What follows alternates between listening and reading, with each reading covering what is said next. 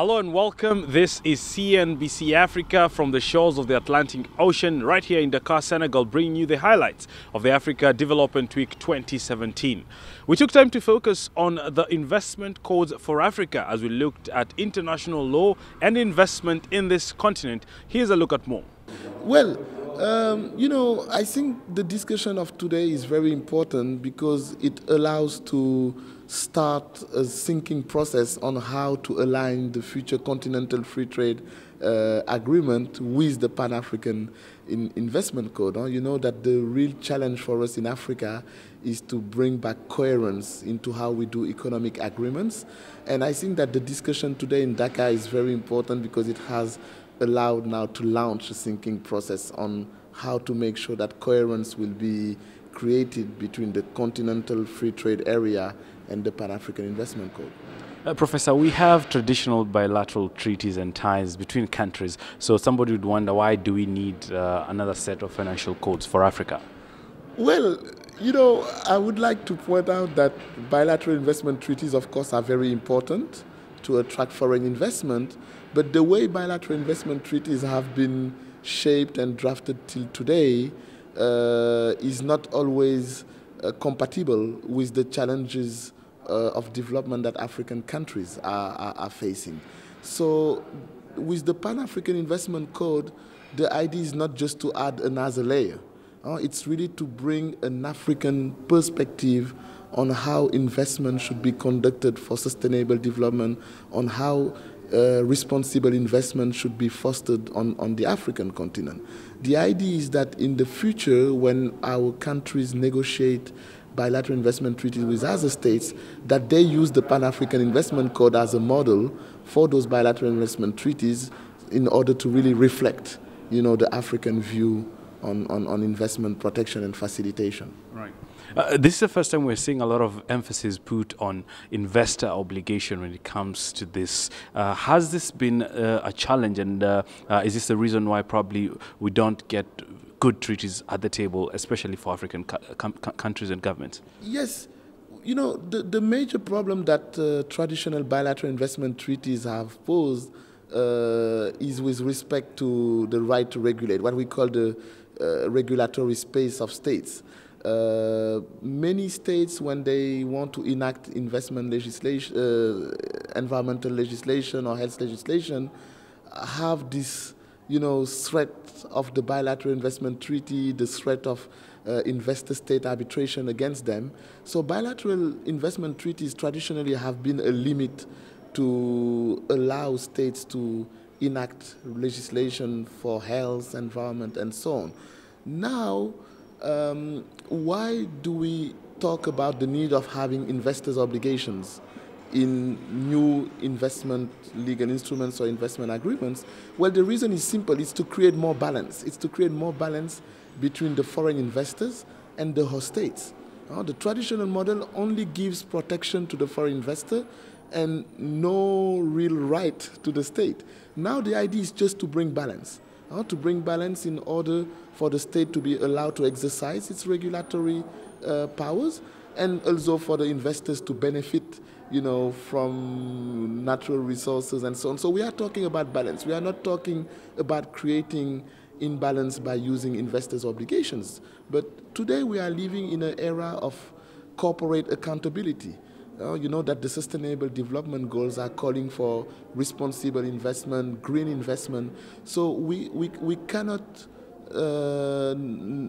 we can't adopt solutions that do not encourage foreign investors to comply with certain sustainable development goals, with human rights and the protection of the environment in general. Integration for Africa remain one of the most ambitious conversations right here for the organizations represented at the Africa Development Week. I get to catch up with Stephen Karingi, who's the head of the Capacity Development Division at UNECA, for a look at where we are as far as integration goes.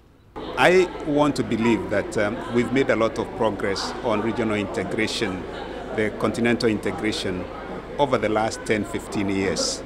And I can say that we do actually have clear evidence of the progress that has been made, both at the sub-regional level. If you look at the complex infrastructure, transboundary infrastructure projects that member states are undertaking, linking different countries to each other. And at the continental level, as you are aware, we've made measurable progress in terms of the negotiations of the continental free trade area, which is a major pillar of the continental integration. At the same time, if you were to look at the issues of investments, we've seen quite good movement in terms of intra-African investments, especially in the financial services. And this is clear indications of the progress that the continent is making. Of course, some challenges remain, because even with the progress that we are making on the continental infrastructure, still there are missing links between our cities from one capital to another. So the Trans-African Highway, for instance, it has a component of missing links, which is about 20% of the whole network that we are supposed to have by now. In terms of movement of persons and movement of goods through the aviation sector, we have not yet fully optimized or realized the Yamoussoukro decision, which is supposed to create one open sky for the continent. But even in that area, I think we've made some progress now that there are countries that have come together and said, we are going to operationalize the single African air transport market, whereby African airlines will be able to move freely across the continent. So these are some of the progress that we have made, but at the same time, more work remains to be done. Right. Talking of more works remaining to be done, there's a lot of talk about a common currency for either Africa or the region. But I mean, this has obviously faced a lot of difficulty. From where you see it, what should be the priority for integration? Is it monetary, or there are still other issues that needs to be sorted? No, first of all, talking about the common currency, I think first of all, we need to make it easier for our business people, including the small traders. And the first thing that we need to do is to address the issue of the payment system. Now, we have seen a lot of progress in the national payment systems. We have seen the progress that is being made in the regional payment systems. So if you ask me, what we need at the moment is to make sure that we have regional payment systems that make it easy for businesses to transact from one country to another. We can also address the question of currency convertibility, which is also another priority area, because for you to be able to reach the issue of a common currency, a lot of things need to be done. You need to have clear macroeconomic policy convergence, and I don't think we are there yet. So there's a bit of distance to go in terms of macroeconomic policy convergence. So that's on the issue of the common currency, or the monetary dimension of our integration. So having said that, I think we need first of all to make sure that our continent is well connected in terms of infrastructure. We have to make sure that we have a strengthening of the regional value chains so that we can improve the productive capacities of our countries, and not just production in one country, but regional value chains whereby intermediate inputs move from one country to another country as part of deepening integration and sharing the benefits of integration. We also got to explore the possibility of sharing best practices in the continent. I was speaking to Thomas Sales, who's a special advisor for the UNDP for Inclusive Growth, for a look at the possibility of creating centers of excellence in the continent. Based on the figures we got, if you go around, and there's some studies done in 2014, Africa is the most unequal economic place in the world. Some of our countries have a level of Gini coefficient of 65% compared to average in developing countries of 42. So that is a long way. Inequality, economic inequality is a big problem. But, you know, the inclusive market center of excellence, it's about responding to that challenge in a positive manner. And this has to do, it's got two tenets. One is promoting opportunity, wider opportunity, and inclusion through the value chains, the key sectors.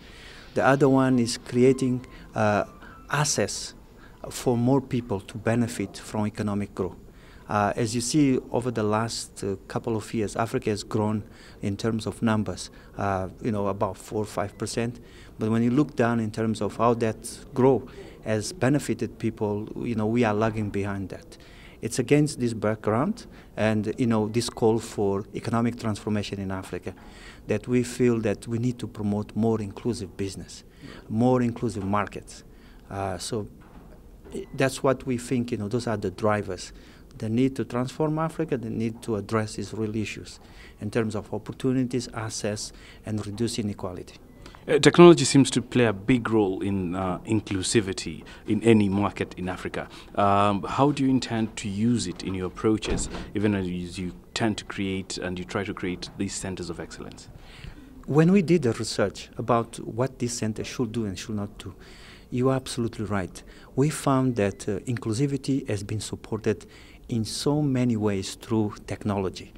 Some of the big cases, the contemporary case of inclusive business in Africa is M-Pesa, the telephone network, the mobile banking.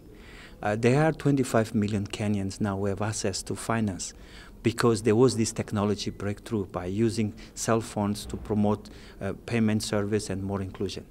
Picture that in other sectors. For instance, we know recently there is a case of the government of Rwanda has supported a business which used drones to give access for healthcare products in rural, remote areas. So it is absolutely correct. Inclusion can be promoted through technology. It's actually a powerful driver for it. We have real cases, and we think, this should be used all along the way. And that's all for now from this beautiful shores of Dakar, Senegal. My name is Bonnie Tunya, and this is CNBC Africa's highlights of the Africa Development Week 2017.